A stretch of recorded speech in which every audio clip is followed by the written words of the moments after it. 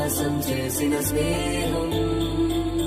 పొత్తులు దాటి హద్దులు దాటి జగములు దాటి యుగములు